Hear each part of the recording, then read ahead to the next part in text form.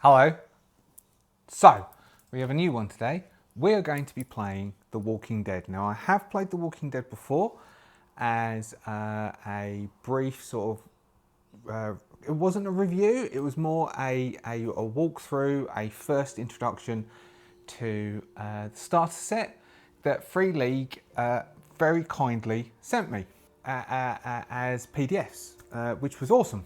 Awesome. And I got some of those PDFs printed out. Now, what they said in that email is, they said, well, because they sent like through people who could review it, not review, preview it. They said if you wanted a box set to email them and tell them, and so I did. And I spoke to the PR person, and she wasn't too sure whether this channel was big enough, but she said she would try, and she came through awesomely. Her Free League has sent me the core book and the starter set. So at some point in the process of going through things, I will do a review-ish of those products. Looking at them, they're awesome. I've got them. I got the core book professionally printed from a company called Doczu, and that came out lovely. But this one, this hardback. Do you hear that? Hardback. Anyway, lovely. Thank you very much, Free League. That was very kind of you, and I do appreciate it very much indeed, because that's cool. That's very cool. Anyway, so we are going to do the solo campaign using the rules in the back of the core book, and so I'd already begun to go through this process using the one I printed out. This actually, these two boxes, this came this morning. And so I had been using the PDFs to go through the process, but I wanted to set it because I'm in Australia. I'm English. I'm born and bred English. I've been living in Australia since 2002. In fact, the first time I'm going to go back to England is going to be this year, 2024. I haven't been back to England in 22 years. I'll be going back in June with Mandy. She's Dutch. So I was going to set it in Sydney. So I ordered a Sydney map, and I thought it'd come in time, but it didn't actually come. So I've gone through half of the process. Sorry, I had the front windows open because it's summer, and so it's been getting hot, and it got noisy, so I just had to go and close the windows. So now I can't remember what I was saying. I went through the first half of the setup using the PDFs without a map of Sydney, and then I ordered a map of Sydney. Now, so the first part of this is going to be slightly different to normal. There's probably... let me think, there's probably a Walking Dead type image there at the moment, because what I'm going to do is I'm going to replace, because normally we have that and then I'll do full screen. And what I'll do is I'll go full screen probably with, I was working out, but anyway, I've got a large map of Sydney, but the only one I could get has got, the scale is 1 to 100,000, which means that each 1 and a bit inch grid, 2-inch grid? Each 2-inch grid is actually 5 kilometers. And what Free League suggests in their map, which this is the one that comes with the starter set. This. So you have one of Virginia, Southwest Virginia, and one of Northeast Georgia. So there you go. So that's the Northeast Georgia, Southwest Virginia. Now each one of these is 10 kilometers. So what I will ask is if anybody knows where I can source a 10 kilometer per grid map of Sydney, New South Wales, that would be awesome. Then I will grab that one and I will use that one instead. But at this point we'll use this map here, and we will just adjust it as best we can to make it work with the rules. So I've gone through most of the rules.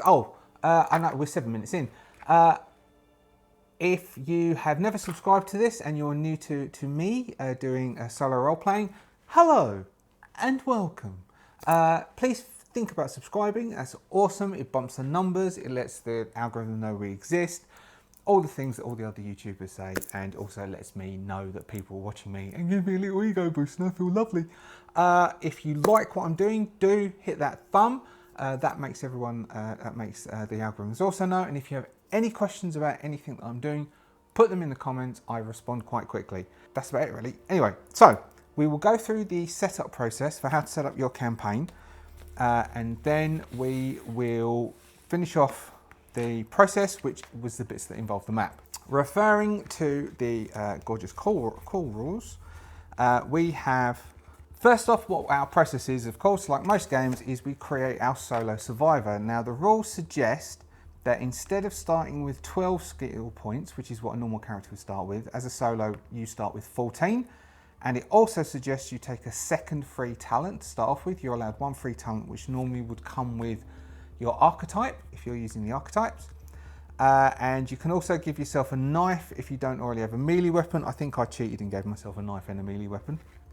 And then it says to assign an anchor from one of the NPCs in your haven. Now, although it says that right at the beginning on page 154, you don't actually, as part of that, generate your haven until 157, page 157.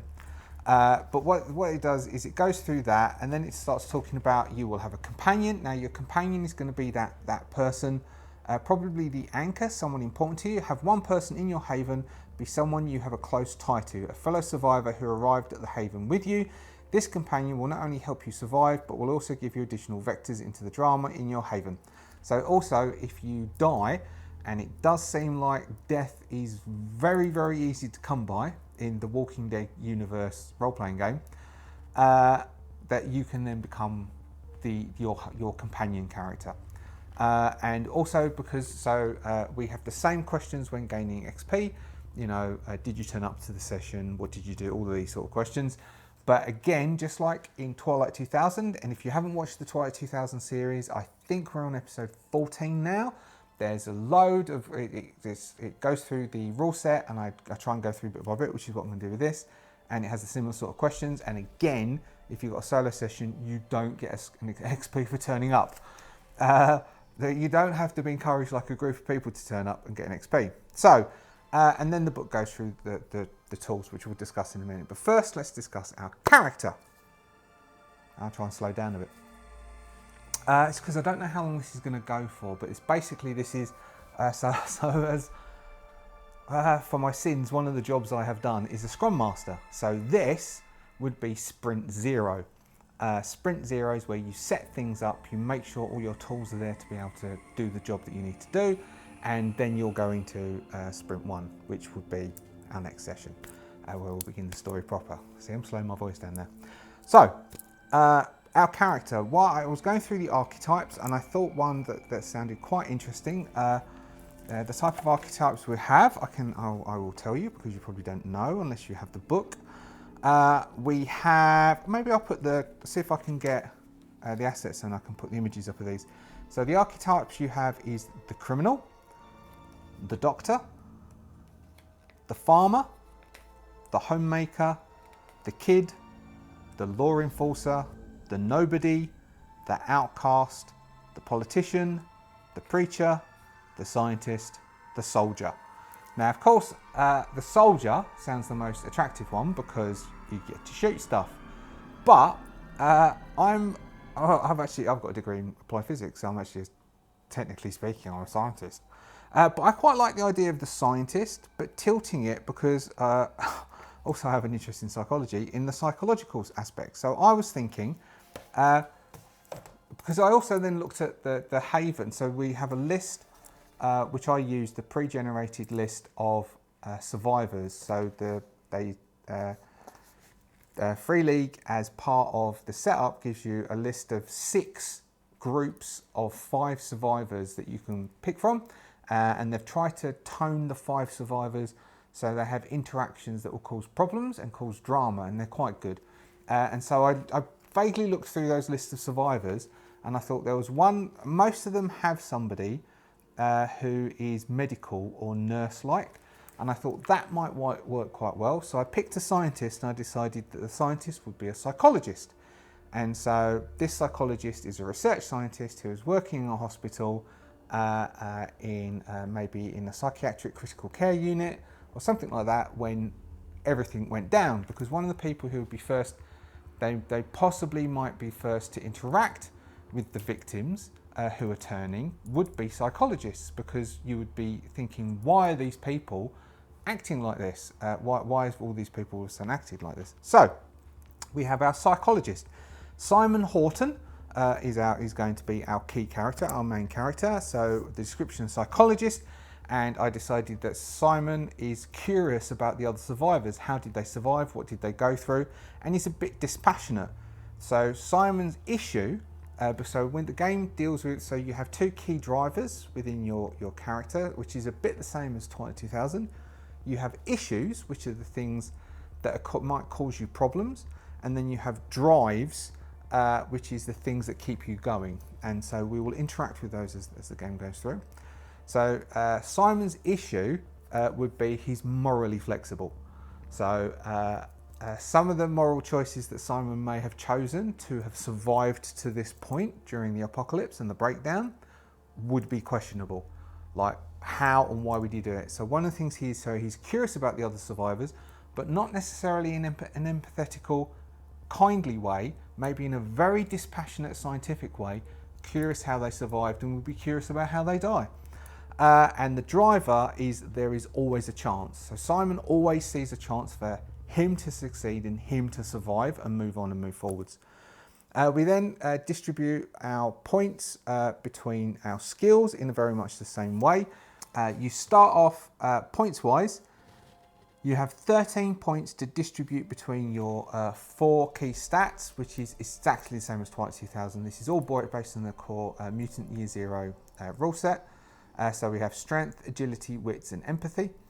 So Simon is strength 3, agility 3, wits 3, and empathy 4. 4, 5, 6, 7, 8, 9, 10, 11, 12, 13, yeah. So we've got strength 3, agility 3, wits 3, empathy 4. I'm going to write over that empathy so as I can read it a bit easier. 3, empathy 4. Then we have our skill points that we can distribute. This would be the 14. This would be the 14 points instead of 12. So I thought a nice distribution across them all.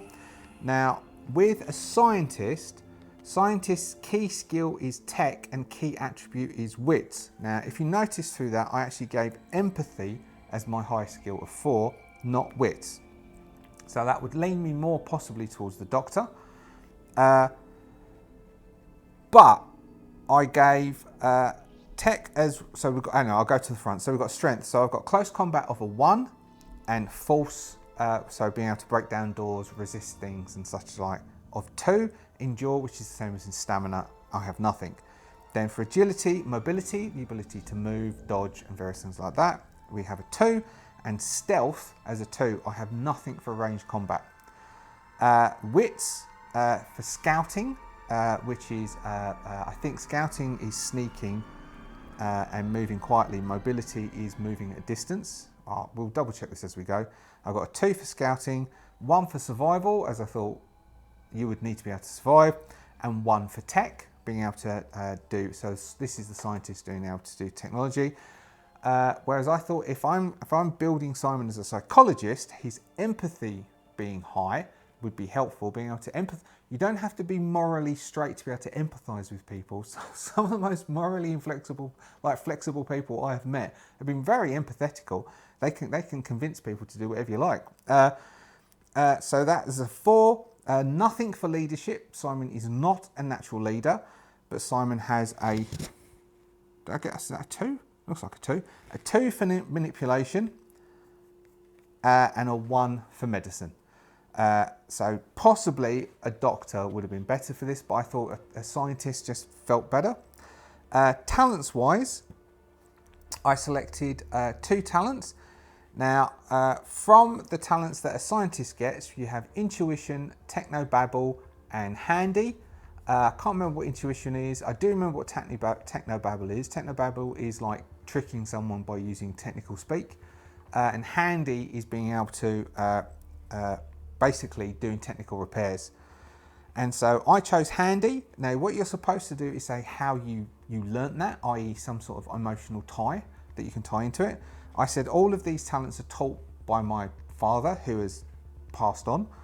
I haven't worked out why or how yet. It could have been due to the zombie, the virus, which gives me a +2 to technical repair rolls.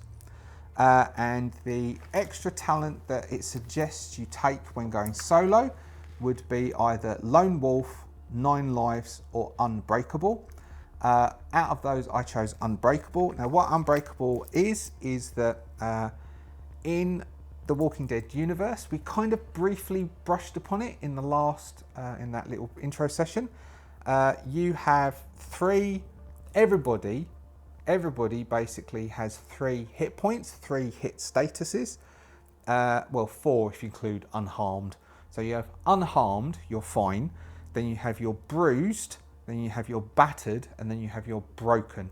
If you hit broken, you're basically incapacitated and you're out of it. The talent unbroken is once per session. If you become broken, you stop being broken, you heal, so you're no longer broken. But if you take a critical, you are still critically hit. So basically, what it is if Simon becomes incapacitated, something basically affects Simon so hard that Simon has just given up the ghost. Because we have to think that damage in this Twilight 2000, when you're talking about these stats, this is your ability to keep going, your force of will to just keep pushing on. It's not a broken injury, bleeding, gut wound type thing. Those are critical injuries. Those are the crits that you get in Twilight 2000, and the crits in this game are a lot more interesting and a lot more and so we'll work out how we get crits as we roll along, as I've read the book but not in detail, and my brain's not very good at remembering things anyway. So we can basically once per session, if we become broken, we can just disregard that. But if we're critically injured, then we still keep that critical injury. And what I said was that Simon has had his heart broken multiple times, and he's just ignores it now. So he's been hurt and he's been injured and he's been emotionally hurt and emotionally injured. So he's just all water off a duck's back now for Simon. After you do that, you then can acquire some equipment based on your archetype. There's equipment that you can roll for. Simon has a flashlight, which gives you +1 for scouting.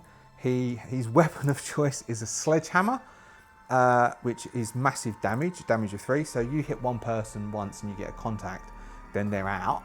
They become broken instantly. I said that he's got a knife, and we also rolled up a stove, gas and lighter, which it doesn't say you get a bonus, but I've given that as a +2 bonus for survival because I thought that would work for survival. So that is Simon. So next, after you do that, we have generated our character. What's that? It's 20 minutes. This is probably going to go to about 40 minutes. Next, it goes through the type of solo tools that you need. It's not very extensive. We basically have a luck oracle, which is a D6 based luck oracle, and then we have a way to expand it if we want to expand it. So you can have lucky dice. Then we go through, we've got a theme oracle, so we have basically the same sort of things. You roll a couple of themes to help you decide on what will happen next. Now, one of the things that happens within the Walking Dead universe role-playing game is if you mess up, i.e. you roll what's called a walker, so these are the dice, which is this little thing here on one of the stress dice. You mess up, there can be things that happen that the DM is supposed to come up with to make the game more interesting. We have a messing up oracle to assist us, to just give some, if there's not a natural thing that would happen, to give some ideas. That there is doing the characters some basics around the oracles and the solo tools. Then we've got a little bit on the progress clock. Then we have preparing your game. Now this is the bit that I've already begun doing. So first thing, it says to choose a map. We have, I'll show you from the top down view if this works. We have our Sydney map, which is down here that you can see with the stuff on it. And so now we'll come back to me. And we have, so I've chosen the map, but I didn't have it at the time. Next it says choose the survivors. Now what I chose for survivors that will be in Haven, I just chose a collection of 5 survivors, which is option, so it's on page 30 if you have the book or the PDF. page 30, there is a selection of survivors. Now, I chose the group 5, which is Nicholas White, Amy Hall, Ronald Green, Kai Wilson, and Damien Varga, which I had to look up how you pronounce that, and I didn't realise it was Damien. So, what I've decided, so Nicholas White is a criminal, he's good with close combat and range combat, only respects strength, loves to tease and harass others, has a machete and revolver. Amy Hall, I believe, would be the leader of the Haven, the leader of the group. She is an ex-soldier, is an expert at range combat, trained in force, is described as being rules with an iron fist and macho. Those are her issues. She's got assault rifle, explosive pace, pistol. She's military and has acquired some better stuff. We don't know whether she's an expert at range combat, but that doesn't necessarily mean she's high ranked. She may be assuming rank. She may have issues that she's not. She was just a grunt, and because she survived, she's taken on more responsibility and is basically just trying to wing it. We'll work that out as we go. Now we have Ronald Green. Ronald Green is clearly the weak link in the group. You always got to have a weak link. Ronald Green is an engineer. He's trained in tech and scouting. His issues are he tries not to get in the way. He's dependent on everybody else for protection, can't really protect himself. And he is a poet, which apparently is an issue. It's an issue to be a poet apparently. Maybe what it means is he's a delicate soul. He has a toolkit and a self-built hand-wired radio. Next, we have Kai Wilson. Kai Wilson is a nurse. Now, Kai Wilson is the person that, so I don't know whether Kai is I mean, not to tread on anyone's toes or upset anyone, but I'm going to say I don't know whether Kai Wilson is a masculine or feminine name, but I am assuming feminine. Because I'm assuming there is a relationship, or was a relationship, between Kai and Simon. They both came from the hospital because Kai is a nurse. You can have male nurses, I know. I may be old, but I do know this. And Kai is trained in medicine and manipulation. Kai's issue is, will do whatever it takes. Now, I thought that sinks in quite well with the issues I chose for Simon, and Kai has basic medical gear. So my idea is Kai and Simon joined this haven at the same time. Kai is Simon's anchor, NPC anchor, and I'll show you in a bit because there's a relationship chart you build, what Kai's opinion is and what Kai is doing. But that is so Kai is Simon's companion and joined the Haven at the same time because they both worked in the hospital at the same time. They both gravitated to each other. And what I've got, I think I've got it down somewhere in the relationship chart. A relationship almost started to happen between them, like working at the hospital together. But then, you know, everything hit the fan and it never eventuated because they were too busy just trying to survive. And so it was one of those things where, you know, like, I don't know whether you've ever had something with someone and it goes on for years and nothing ever comes from it, but you both know there's something there. That's what's going on between Kai and Simon. And finally in the group, we have Damien. Damien is a drifter. Damien is trained in survival. Damien's issues is Damien is searching for something to believe in. Damien does not take issues from anyone, doesn't take shit from anyone. I don't know, how does YouTube and everyone think about words like that? I don't know what to, you know, I'm trying to be, I swear like a trooper, but I'm trying to be polite on the camera.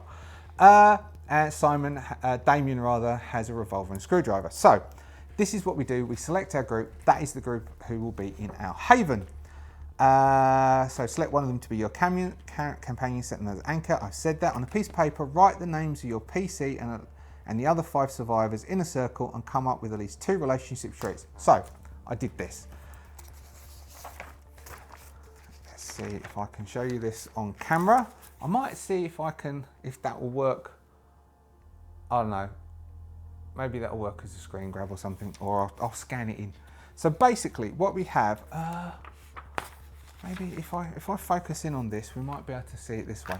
So what we have is we have me, Kai, Damien, Ronald, Amy, who's the leader, and Nicholas. So what you're supposed to do is and I randomly rolled this, you create a relationship 2 relationships for each person. So I dislike Nicholas White, the criminal, because he is a bully and he teases people and he makes it hard for me to get what's going on in the Haven and get all the relationships down pat and be able to manipulate the situation, because he's always pissing people off. So I don't like Nicholas Haven. We hate Nicholas Haven. And we have a relationship, a 2-way relationship with Kai, the companion. Something almost happened before the fall and maybe will. So there was almost a relationship. Now we're in a safe haven. There might be a chance. So I would be attempting to build something with Kai. Next we'll go with Kai. Kai also has a history with me, but for the same reasons. But Kai is friendly with Ronald Green. So what I thought was, because we rolled it, and so where have I got down there? Kai is friends with Ronald.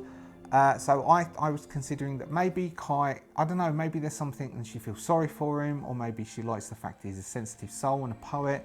Maybe there's that side of her that she lost because of the fall and she became hardened and she feels guilty for that. But Kai has something with Ronald.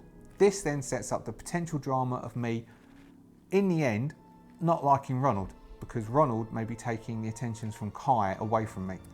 Next we have Damon. Damien feels sorry for Ronald, but isn't necessarily as close, but he feels sorry for him because, you know, Damien's a drifter, Ronald's like getting bullied all the time, he doesn't like it because he's seen that on the streets and doesn't like it, and he distrusts Nicholas. Because Nicholas being a criminal, Damien would have, whilst being on the streets, would have interacted with idiots like Nicholas, and just it would irritate him, so he doesn't trust him. Donald doesn't like Damien because Damien was homeless. So Ronald is prejudiced against Damien because he was homeless, even though he feels sorry for him. Ronald doesn't particularly like and doesn't like Damien and sees him as his enemy. So basically, if someone was going to get pushed in front of a zombie, I would push Nicholas, Ronald would push Damien. Ronald also has that, I decided to do that you know, the even though he's always getting bullied and always getting teased type thing, he would like follow him and follows him around and tries to get on his good side because he sees Nicholas as being one of the powerful people. We have Amy, who is the leader of the group. So Amy dislikes me for coming in because I am obviously intelligent and trying to assess people and assess situations. That then could expose Amy for who she really is and how nervous she is. And she is in love with Kai, which I've decided that we don't know about, but we will tweak Amy's decisions on who will go out on runs and stuff based around the fact that she desires Kai. Finally, we have Nicholas. Nicholas confides in Kai, being a nurse. So if he's unsure about stuff, he will then confide in Kai and let Kai know things. And I decided that Nicholas is actually in love with Damien because, I mean, it's what it rolled up. He's in love with Damien. And that is our relationship chart. So you do that so as you basically can set up some, I mean, it's basically, it feels like I'm building a Days of Our Life soap opera. So that's what you do for that. That then is there. Next we create a haven. Where's our haven? This is our haven. And then we pick an area on the map to be our haven. So what I've said is the haven, I did this right, so I used the haven creation process on page 33, assigning 4 attributes, defense, capacity, where was that? Use one of the, oh, it's got a haven, I've got a haven sheet somewhere. Here it is. So the haven is called the factory. It has a capacity of 1, and the capacity of 1 means, so the book, the one comment I will make about this book is it lays out a bit weirdly, so I think I'm going to have to print out some of these things from the PDF and create a DM screen like I did for Twilight 2000, because some of these tables are all over the shop and quite difficult to find. So a capacity of 1 means that it's the maximum number of inhabitants we can have in here is 10. We utilise rifles to hunt. There is some canned food and some fresh water nearby. So that's capacity 1. A defence of 2 means that we have a bonus of +2 when defending the establishment. It would be an example of having a wooden fence around a farm with a lookout on the roof. So basically, our place has is fairly well defended. So I've said that there's like stacked boxes up to high windows, like because it's a factory, a warehouse type factory thing. So as we can look out windows, and we've also got a lookout that we've got a way to get onto the roof to be able to have someone who sits on the roof and can be a lookout for the surrounding area. And the building is fairly well secured, but we have some issues with our building. The issues being that we rely upon food runs, so we're running short on food, so we need to go on food runs. There's holes in the outer walls, so there are ways in, so we have a project to secure the walls. We have no fresh water supply, so we need to go out on runs to get fresh water, and it's a big building and there's only the 6 of us, including me, and so it would potentially be quite easy to hide inside. So those are some things about the haven, and then we need to pick somewhere on the outer edges for the haven to be. Now, I know, because of what I know about around Sydney, there's an Aldi and some factory type things around near Windsor and Richmond. So I thought I would just stick it somewhere out there. It's not really on the edge. Maybe we could call it North Richmond. So another thing I thought was I can either use Google Earth, Google Street View, or we could drive out and take some photos of some of the locations that we will have in game if I get the time to do that. Otherwise, Google Street View might be fine. So maybe we will. You might see my legs a bit during this. It's all right. I'm dressed. I'm not working from home, so we might be out working from home like back in the dark days. We might be around North Richmond. So I've actually been to North Richmond. My ex father-in-law lived in Richmond, so we will say our haven is in North Richmond, which I just decided just then, actually. And I'll see if I can. I'll see if I can find some images whilst I'm processing this of something in North Richmond where we can have a factory type building. So that's our haven. Next, we are to create a faction. Now I went through creating the faction, but I didn't do where the faction is. So I randomly rolled using the tables on page 99 to create a faction. What we have is we have a small faction. At the moment, there are only 1 to 5 members. I didn't think of a good enough name after rolling, so this I came up with at the end. Like, if this name is awful, if you can think of a better one, please stick it in the comments. Blood Ninjas. Sorry. There's 1 to 5 of them. They are a cult-like organisation. For some reason, it came into my head, the blood for the blood god. So for some, like they are all about killing. They work in a rulers and servants type society. So there's 1 or 2 of them who would be the ruler, and the rest of them are seen as being subclass until they have killed enough people. They have a lot of weapons and a lot of ammunition, but they don't have much food. They need food. They are stealthy thieves and killers. Basically, their haven is a barricaded house which is surrounded by walkers at the moment. It has a capacity of 1 and a defense of 2. The NPC leader is referred to as Master. They are cold-hearted and they're an expert in close combat. The end game, where you set an end game, which is something what they will attempt to do, where you have a certain thing with a drama clock, which we'll deal with later, is they're going to attempt to assassinate the haven leadership. So they will end up finding out that we exist because we will bump into each other, and they will attempt to assassinate the haven leadership when the clock ticks. Now what we now need to do, which I haven't done because the map only turned up yesterday and I thought I'd film. So the map turned up yesterday, the books turned up today. I meant to put this, so today is Tuesday. I very rarely record this like late before needing to go live. because I'm going to have to record this, process this, and get this up by Thursday. So next, we need to decide where this is. Now, what it suggests is to determine where this first faction is located, drop a die on the map. Where it lands is the location of the haven.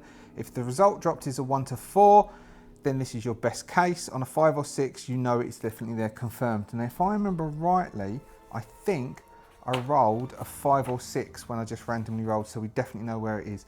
Also, sorry, around here, around the haven, we know that there's a graveyard, there's a cinema, there's a prison which is burnt out, there's a family home with people in it, and there's a museum with a death exhibit.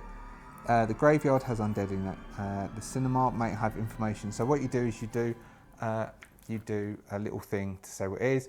This is the haven, old factory, smells of wet cardboard, so that's how we can defend it, and that's the bits that are around it, which I'll mark on the map afterwards. So, where is this enemy faction? We will use one of the stress dice. So it is out in a place called Brooklyn. We'll do a street. I have no idea where this place is, but we'll see what that place is like. But there'll be a house there, a small house there, Brooklyn. So this is Blood Ninja. I mean, I don't know how this is going to work with such a big map anyway. So we did that.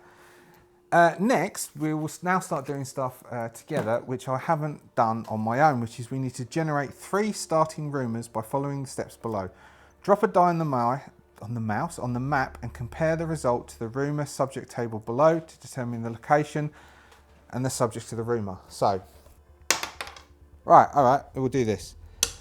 Somewhere here, somewhere near Ocean Park, a 5. So, rumour 1 is a 5, which is an important location. Next, we roll again. This gives a secondary piece of information. A 1, Walker Swarm.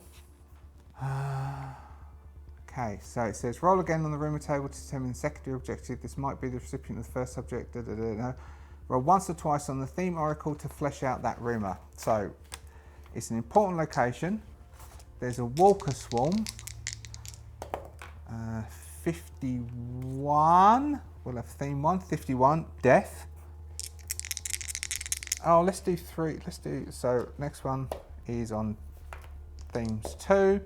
25, hostility, death, hostility, number 1, 35, chaos. All right, death, hostility, chaos. It's an important location with a Walker Swarm around it. For some reason, I don't know. I might see if there's some sort of maybe a hospital or something, or research. So something medical that would cause a lot of death around there. So death made me think of hospital. That a lot of the dead would be around there. I don't know if there is any sort of medical facilities in this area. I will find out. There is. Oh. There's a radio, okay, in the next area to square up, there's a Bringley Radio Receiving Station and RAAF Telecommunications Unit.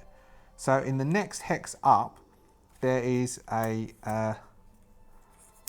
Royal Australian Air Force Telecommunications Unit. All right, so we are saying that it's an army base which is overrun by walkers. The last rumour we had was it was chaotic and that there were still soldiers there. So there might be equipment there. There might be ammunition and equipment and maybe some old rations, maybe some old food, like supplies. But there are lots of walkers there. Okay, next. So it says roll once or twice, fill in segment. So we want 3 of them. So we'll do 2 more. I don't know if I need to stand up. Standing up just seems to make it difficult. All right, over here. Well, we've got another army. This is Holsworth Army Base. So we've either got Warua Heights, Lucas Heights. What is there? There's a Discovery Centre here. So this rolled a 1, which means that there's a walker swarm here. And 3, a neutral NPC or faction. So we have rumour 2, where we have a walker swarm and a neutral NPC or faction. Let's roll on our Oracle themes. Table 4, 31. Community, that works. Okay, so there's a walker swarm which is surrounding a community. 5, that one overheated and turned off. I'm going to keep going. If we need the overhead camera, I will pause and stick another battery in it. So 5, 42. Independence. Okay, this all works actually. So 5 again, 15. 5, 15. Faith. Okay, so there is a religious community somewhere around Wahroonga Heights. There must be, so there's a sporting and recreation complex here. Alright, I will see if I can find any images of a big religious building of some kind out near Wahroonga Heights, and there is a religious community who are staying independent. So we might need that we might end up going to communicate with them over this period of time. Then we've got another one. Then our final rumour is out. Oh, it's out near them. So this is out. Oh, there's nothing in the city. Mind you, the city would be a dead zone. What do we have? We have a national park, Australian Walkabout Wildlife Park. This is a national park. All right. There's a big national park there. So we have rumour 3. I think we're going to have to go into the city though, because either we're going to need to go and get some water from somewhere or go and get some food as our first challenge, first run. Okay, so, what did I roll? I can't remember what I rolled to do that. What was it? What's a 5? An important location of site. We've already had an important location of site. 2, a dangerous NPC. No, that's already next to them.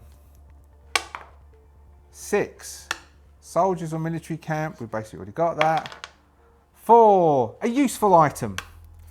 There's a useful item there. The secondary one, we'll keep this whatever it is.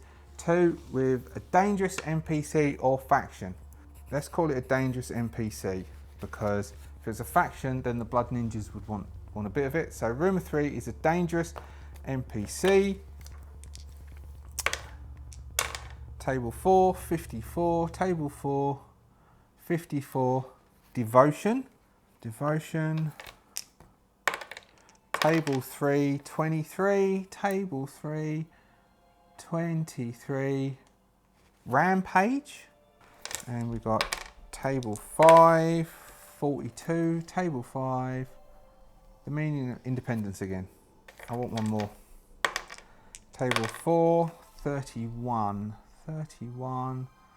Table 4. Community. Alright. Something, what useful item could be out there? Middle of the park. Maybe we have, I don't know. I don't know what that could be. Maybe we'll wait and see what sort of useful item we might end up needing, and then we can say it's there. But I can't off the top of my head think. Like one more, because we're already on 50 minutes. One more, see if we can end up, what is this useful, table 1, what is this useful item? 63, what is the useful item? Discord. None of this helps us with what this useful item might be. I don't know what the useful item would be. Okay. Alright. If anyone watches this, stick in the comments what you think that useful item might be, and we'll decide as a collective what this useful item might be. What is this useful item? Okay, now before we go, we finish off, before you can start coming up with challenges, which is the foundation of the campaign's plot, you need to make sure you've recorded all the issues on the challenge sheet. I'll do that afterwards, including the source of each issue. Once your issues have been recorded, it's time to come up with your first challenge. Go with an obvious choice if possible, or an issue that will be fun to start with. If you're struggling to come up with a good challenge, roll on the table below to help. Roll. Okay, so what we're going to do, our first challenge, we're going to go on supplies. We need food, water. So we'll go through the process next session, because it will be cut down, but it's going to be about 40-50 minutes.